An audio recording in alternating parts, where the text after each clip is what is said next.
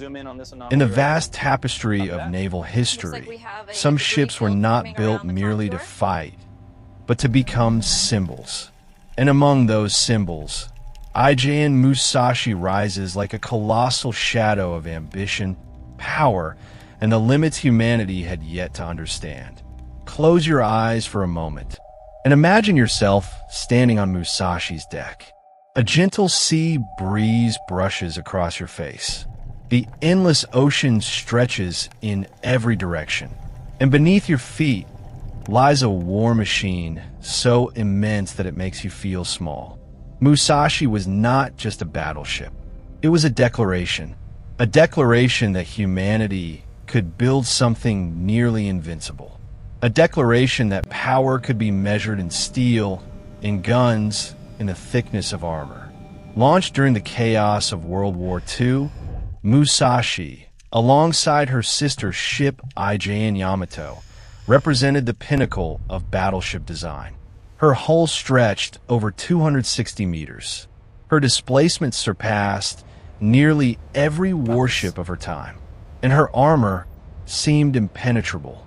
But what truly made Musashi legendary were her guns.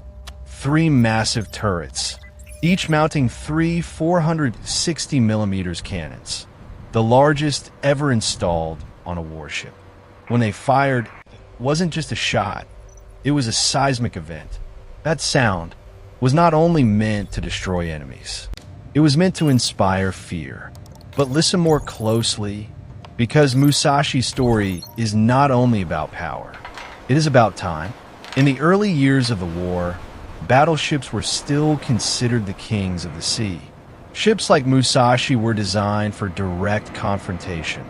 Gun against gun, armor against armor, a clash of giants. But on the horizon, a new threat was emerging.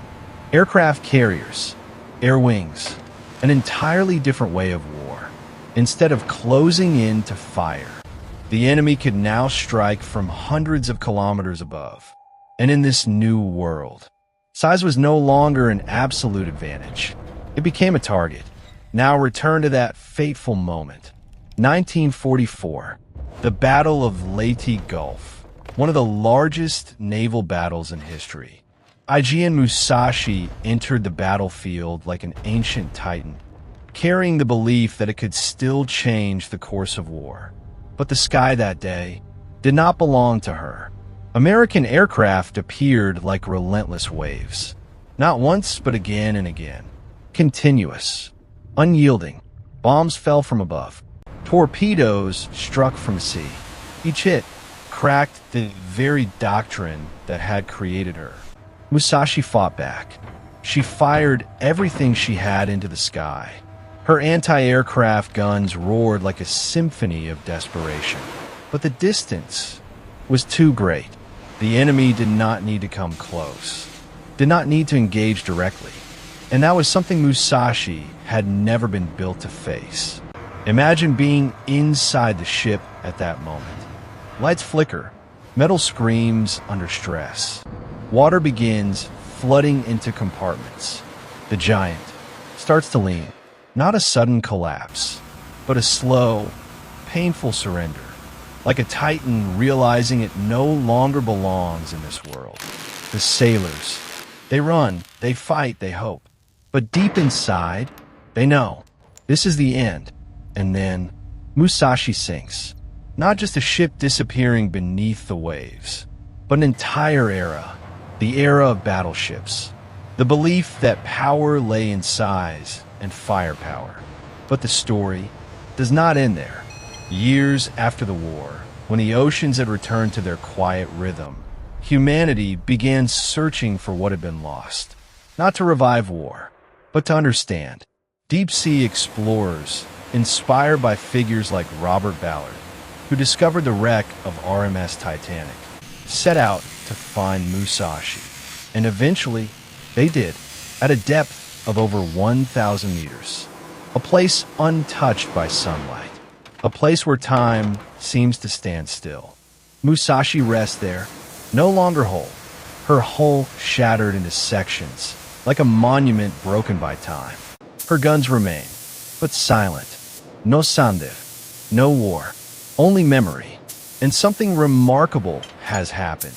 The ocean did not destroy Musashi. It transformed her. Coral clings to her armored skin. Marine life inhabits corridors once filled with men. A machine of war has become part of life. And once again, a question arises. Could Musashi be salvaged? The answer is not simple.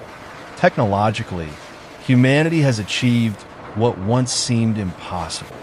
Deep-sea robotics, remote-operated vehicles, and heavy-lift engineering all exist. But Musashi is no ordinary ship. She is too large, too heavy, too damaged. Raising her entirely is nearly impossible. And even if it were possible, should we? Because Musashi is not just metal. It is a grave. Thousands of souls rest with her. Every fragment holds a story. Every compartment, a memory. To lift her might be to disturb that silence. So instead of raising her, humanity chose another path. Reconstruction, not with cranes and cables, but with data. Deep-sea robots descend into the darkness. They scan every detail, capture thousands of images, and from that, a new Musashi emerges. Not built of steel, but of light and code. A complete 3D model, allowing people to walk through the ship as if it still existed. And in a way, Musashi lives again. No longer a weapon, but a memory. There is something Musashi teaches us. Power is never permanent. What stands at the pinnacle today may become obsolete tomorrow. What seems invincible may fall to a new idea. If you're listening to this story at night, let's slow your thoughts. Imagine descending into the deep ocean. Light fades, sound disappears, only your heartbeat remains. And then, from the darkness, Musashi appears. No longer terrifying, no longer mighty, just a sleeping giant. You drift past her silent guns, trace the fractures in her hull, touch the cold steel that has rested for decades. And in that moment, you understand, war always ends, but stories remain. On the journey of Abyss-off Steel, we do not simply tell stories of ships. We tell the story of humanity, of ambition, of failure, of evolution, and of how history whispers to those who are willing to listen. IJN Musashi is no longer a warship. It is a lesson, a reminder that never place absolute faith in present strength. Because the world is always changing, faster than we expect, and somewhere in the silent depths of the ocean, Musashi still rests, no longer a symbol of war, but a dream that has faded, a memory at rest, and a story still being told whenever someone chooses to listen.